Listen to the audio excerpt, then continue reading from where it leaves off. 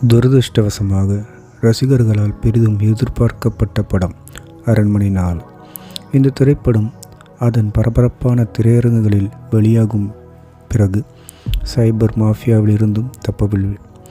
உலகம் முழுவதும் திரையரங்குகளில் வெளியான ஒரே நாளில் தமன்னா, ராஷி கண்ணா மற்றும் சுந்தர் சியின் அரண்மனை 4 திரைப்படம் திருட்டுக்கு இரையாகிவிட்டது. இந்த நகைச்சுவை திகில் படத்தை முழு உள்ளடக்கமும் நகலெடுக்கப்பட்டு பல்வேறு சட்டவிரோத இணையதளங்களுடன் ஆன்லைன் பகிரப்பட்டு இணைப்புகளாக மாற்றப்பட்டது. இந்த இணைப்புகள் சமூக வலைத்தளங்களில் வைரலாகி வருகிறது.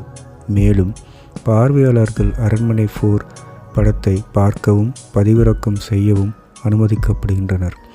இது போன்ற செயல்களில் ஈடுபட வேண்டாம் என்று படக்குழு பொதுமக்களை கேட்டுக்கொண்டது மட்டுமல்லாமல் படத்தை திரையரங்குகளில் சென்று பார்க்க வேண்டும் என்று